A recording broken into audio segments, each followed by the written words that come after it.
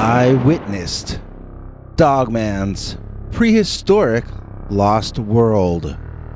Dear Scary Stories NYC.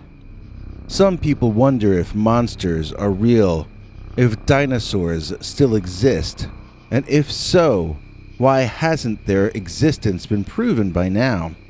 Well, maybe it has, but maybe the information just wasn't shared with riffraff and hoi polloi like the scientific communities. Possibly the proof is hidden away in some mansion somewhere, or maybe it ended up in an auction or in a garbage dump when the owner of said mansion passed on and its inheritors simply failed to recognize or failed to care about what was being discarded. What you really mean when you ask why cryptids haven't been proven is, why hasn't the proof been shared with the general public? And the question itself underlines how complete the hypnotism of the 1% controls your thinking. It doesn't matter that you're in the vast majority. Nothing about the public matters in the slightest to those in power, and the only time they notice you is when you inconvenience them and get in their way. They have no reason to tell you about cryptids, and you're not going to hear about them until or unless it serves a purpose to the very few who control all of your fates. I know this because I grew up as one of that 1%, and when I was young, I had the privilege of using the hidden jungle wherein the Dogman and other prehistoric creatures originate as my personal playground. Well, if you're all so unimportant, why am I sharing this information with you? Why am I turning whistleblower? We've seen what happens to members of the elite when they get exposed or when they share too much information. Don't you recall all the memes? So-and-so did not commit, well, you get the idea. Even we can be dealt with if we cross the line. So why am I risking such a fate? Because I'm old now. Because I'm not long for this world. Because I have no more loved ones. Because I've outlived my hard partying progeny. In short, I have nothing left to lose. And if they do away with me as punishment, they'll not be shaving more than a few weeks from the painful end of my existence. To be honest, they'd be doing me a favor at this point. So gather round, peasants, and you will hear of the land where the Dogman at night grows near. Working class people talk about the Michigan Dogman and the Wisconsin werewolf. This always brings a sorely needed chuckle to my sad existence. That's like speaking of the Manhattan Coyote. Yes, sometimes coyote do wander down to New York City, but it's a rarity. In much the same manner, Dogman do wander northward to the Great Lakes region and Canada, but that does not mean this is where the species originated from. Sightings up in those regions are rare, and they're rare for a reason. This is because the Dogman originates in the deepest jungles of the Amazon rainforest. I know, because I spent the summer of my 14th year there with my father back in the year of our Lord, 1954. Unless you go to public school and have been dumbed down to think math is racist, then you already realize that places me in my early 80s. That's not really so old these days, is it? Why am I not running for public office, you might ask? Well, even the elite can sometimes be foolish, and I lived a foolish life. I cut years off of my lifespan indulging in self-pity and toxic substances. If I had it to do over, I would have partaken of even more dangerous adventures. I would have spent more time observing and stalking the Dogman. Life is to be lived, and it's hard to live when you're my age. Better to have your excitement and enjoy every second while you're young than to cling to life when you're past your prime as I am. This is my own personal philosophy, not one I learned or inherited from my family or peers.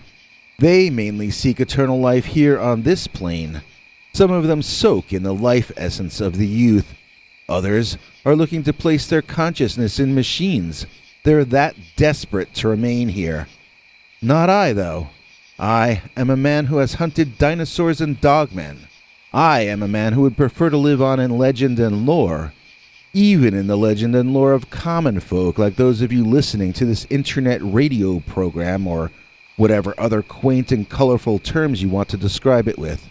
So, where is this legendary land of the Dogman? I do not know where it is in current year, my darlings, and for that I apologize.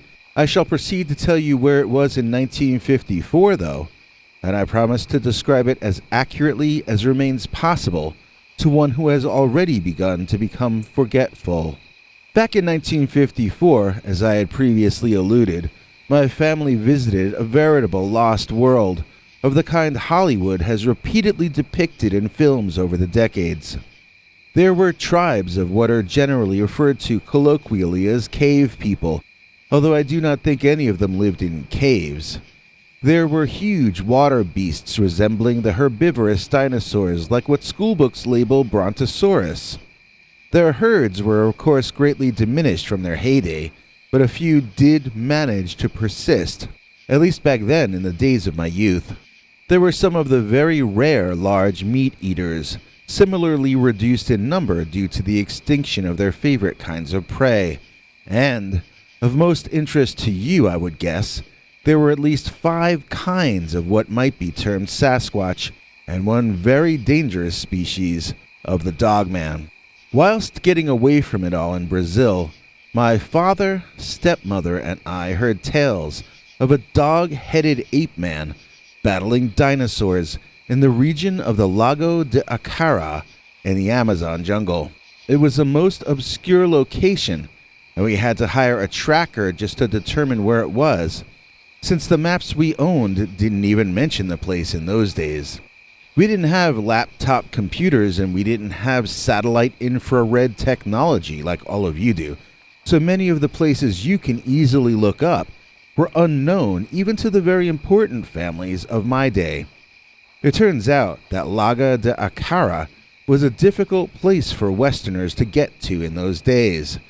I expect it hasn't gotten much easier since then, as I have never heard of any expeditions to there in the 70 years since. The lake is about a day or two of hiking through impenetrable jungle from the Amazon River, which, if you can believe it, is not owned by that bald fellow who flies into space on Dr. Evil's rocket. It's located north of Camara and Camarazinho, in case you're keeping score. I wouldn't suggest going there, though, and you'll soon see why. Obviously, I was the offspring of a successful father who was the son of 7 generations of successful men. Being in the most dangerous jungle in the Americas was his idea of a vacation. My dad loved the popular culture of that day, and he thought he was Batman. Or, Bruce Wayne at least. He felt that if you had the most money, you were supposed to risk your life on great adventures.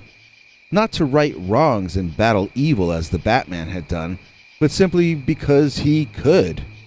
He wanted to do everything that the poor wished they could do but couldn't afford it. He wanted to live out every dream of every member of the 99%. Otherwise, what was the point of owning so much wealth? That was the way Daddy thought, God rest his soul. My mother felt the money should be spent on luxuries, and that your biggest adventure should be trying to climb out of your bubble bath when you were inebriated on vintage Dom Perignon. Maybe that's why, when this story took place, Daddy was on his 3rd wife. This one, we can call her Dora the Explorer, was a young lady only 2 years older than myself, who loved adventure almost as much as my very rich, but very eccentric father. Dora, Daddy, and I were an inseparable team. Those were the best days of my life. I never felt such camaraderie before or since. Possibly we loved each other, as those days felt more like what is described as love in the popular culture than any other time I've lived through. We were like the 3 Musketeers at our best, and the 3 Stooges other times, but we were a trio, and we were glad of it.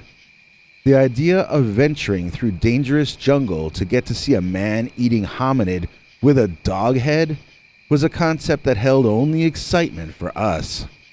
Now, when I say we three went on an adventure, that really meant over a dozen men joined us, cutting vegetation away in the front and carrying our supplies in the rear. It meant roughing it, quote-unquote, in tents, with beds made of the softest material, and dining on the finest preserves and dried meats. It meant hunters downing the tastiest of the local fauna, and gatherers collecting the most sumptuous of the local flora. We were like a small city traveling through the jungle, and even there, our lifestyle surpassed that of the average city dweller back home in the States.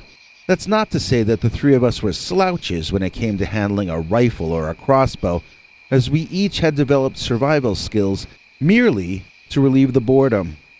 Woe be to any living creature that dared to cross our path in those days.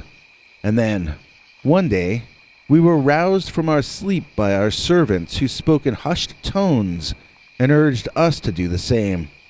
Even while still in my bed, I could hear sounds of a terrible animal battle raging outside our camp over near the lake.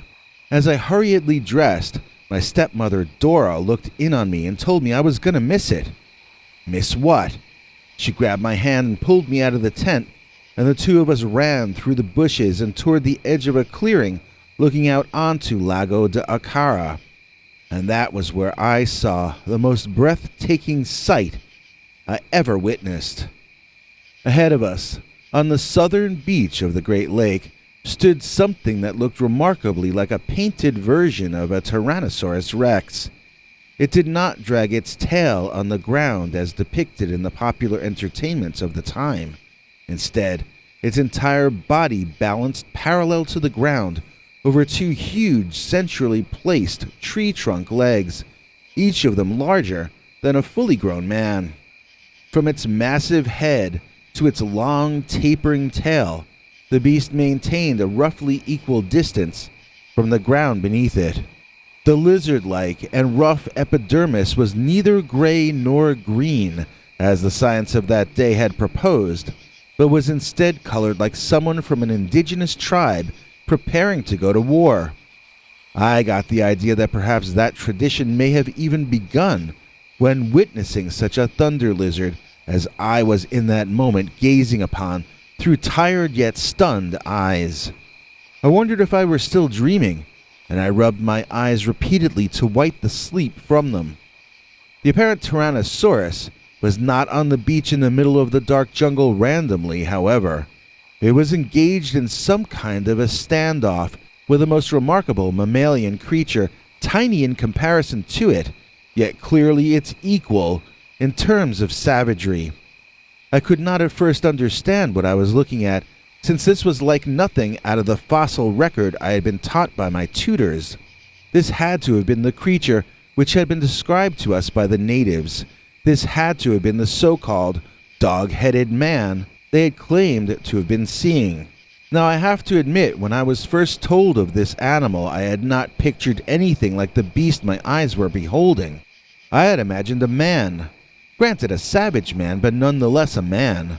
I had imagined him wearing the clothes of a jungle person, and I had imagined a dog head on his otherwise humanoid body.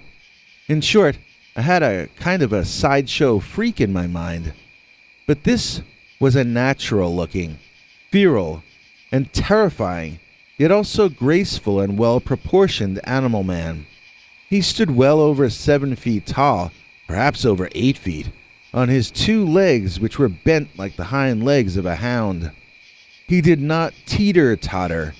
He was not performing a trick. He had clearly spent his life on those 2 legs the same way any healthy man, woman, or child does.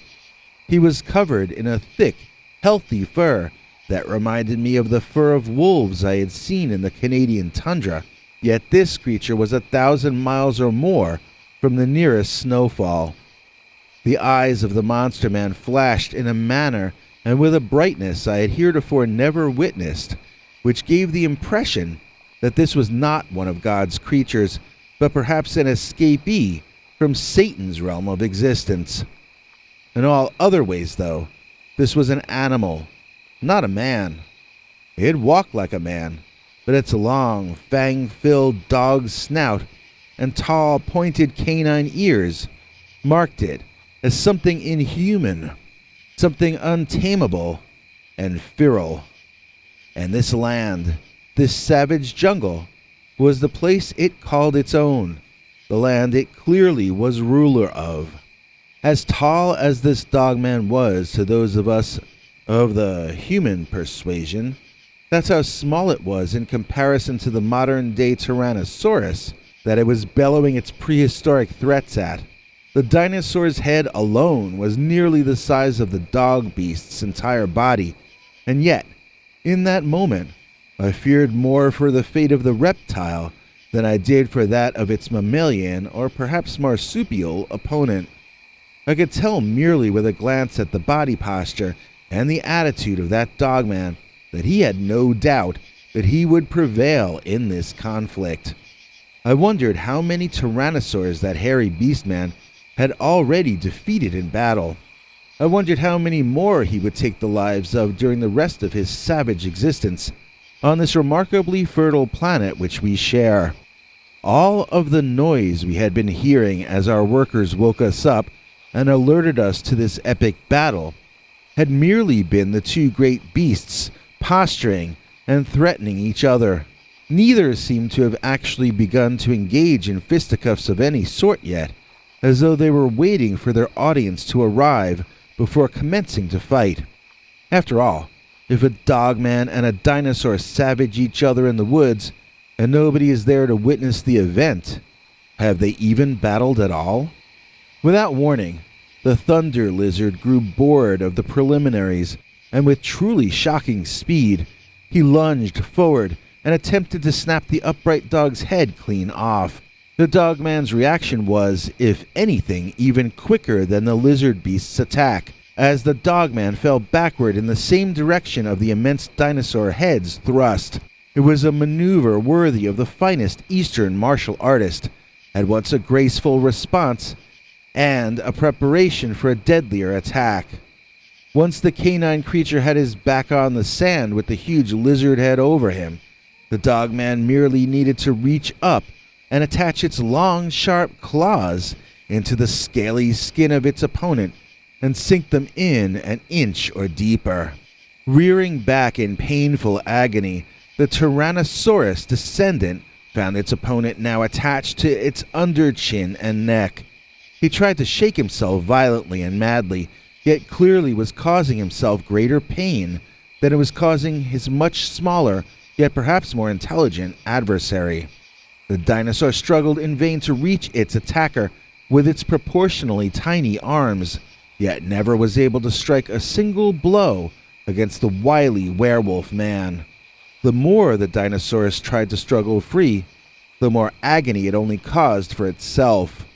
This battle waged on until the dawn of the day, with the dogman kicking and scratching at the dinosaur, until its blood seeped out in more places than I could count.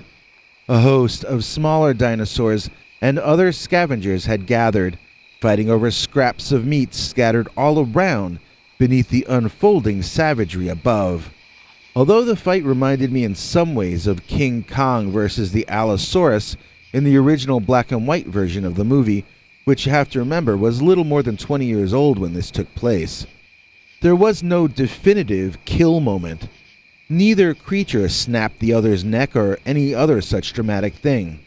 This was more a battle of attrition, and it became clear after some time that the first creature to become exhausted would be the one that lost. The dinosaur emitted a bellowing whimper, and it lay down to try to regain its strength. I wondered if this might allow it to survive the day, as none of the scavengers swarmed it. Even tired and lying down, it proved too formidable and frightening an opponent for most of the smaller creatures in the scene. In fact, I saw the Tyrannosaur, while lying down, snap up a bird-like lizard the size of a Canada goose and scarf it down. I thought the Tyrannosaurus might be able to regain its strength and live to fight another day.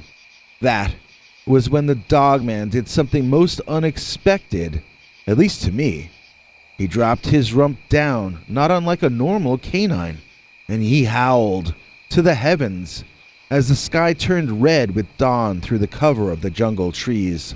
The sound was so loud that I had to cover my ears. It was an eardrum snapping moment. When he was done, I thought that was an annoying thing, but little else about it occurred to me. I thought it was his victory cry or some such thing, but that was foolish and ignorant of me. Very soon, the ground began to rumble underneath our feet. I wondered if we were experiencing an earthquake or the precursor of a volcanic eruption. And then it became obvious what we were experiencing as more dogmen emerged from the far side of the clearing and leaped upon the tired body of the immense dinosaur. The dogman had called in reinforcements, and they were arriving from all angles and directions. My stepmother and I heard thudding footsteps coming from behind us too late, and a dogman ran straight at us, pushing us out of its way as it, too, sped into the clearing and dove on top of the tyrannosaur. My poor stepmother Dora was hyperventilating from shock, and I had to move her out of there, back in the direction of our camp. All our local guides and assistants were in full retreat, as the scene swarmed with so many dogmen that we were in no way safe remaining there. Once we got back to camp, we immediately packed up because my father quite rightly determined that it would take far more human beings to defend ourselves against that large a clan of dogmen than we had at our disposal. Once they were done feeding on that thunder lizard, they could take our camp down at will. That was the last time I got to visit the Amazon jungle, although my father and Dora returned several times. Poor Dora succumbed to some jungle illness some years after that. I used to remember the name of it. Father and his fourth wife are supposed to have captured a dogman, and the inside story was that it proved to be my father's undoing. I can send you that story as well if you would like. I'm not a witness to it personally. The story was related to me in secret by my father's most trusted servant upon his deathbed. I've got some tales of the Sasquatch which date from the early 1970s, but that was the only time I witnessed a clan of dogmen with my own eyes. This has been a family secret for well over half a century, but now that most of my family has moved off into the next life, I feel free to admit I witnessed Dogman's Prehistoric Lost World. If you'd like to hear that story of this fellow's father allegedly capturing a dogman down in the Amazon rainforest, we've got it as today's secret uncensored story available to our channel members and PayPal subscribers. I'll clue you in on how you can become one of those yourself, but first, I've got a new rhyme to share with you. Send up a cheer and ring the bells. Our executive producer is Lisa Wells. From the Empire State to the Tower of Pisa, there's nobody more badass than Lisa. Please join us in thanking today's executive producer, Lisa Wells, for making this episode possible. And in exchange, Lisa gets the links to our secret Sunday uncensored stories, not to mention our 21 hours of archived scary stories, far too wild to tell on this channel. And you can too. Just sign up for our PayPal subscribers club at peterbernard.com, or else click that join button under this or any of our videos and become a Scary Stories NYC channel member. Now here's Henry Lee Dogman to fill in any details I may have left out. Hank? Thanks for watching till the end. If you liked what you saw, please consider clicking like on the video or sharing it with your friends and family that you think might also be interested. If you would like to see more of our work, please consider subscribing and hitting that bell icon next to the subscribe button so that YouTube will alert you when we put out a new video. To become a channel member and gain access to our special perks, you can click that join link under each of our videos. Another option is to join our PayPal subscribers club at peterbernard.com. You can join for as little as 99 cents on YouTube or $1.50 at peterbernard.com, and that gains you access to our weekly secret uncensored episodes. If you'd like to see our 21 hours of archives of uncensored Dogman stories, then please join at the $3 level or above. To get to watch our shows in advance of the public, please join at our $10 level. That gets you all the perks.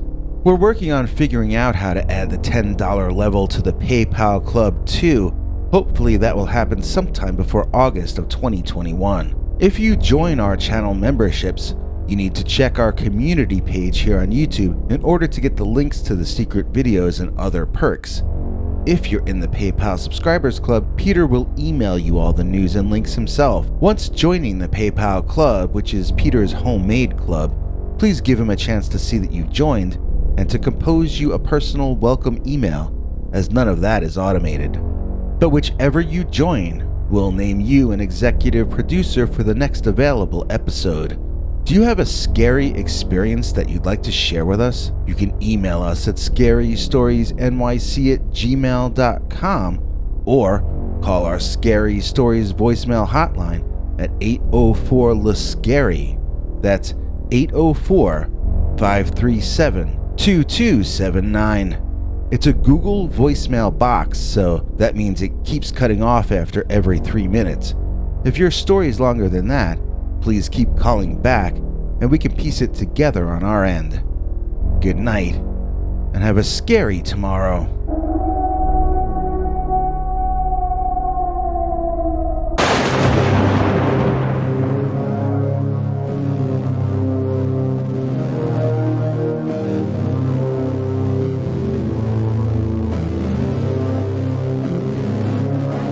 Come back for more scary stories.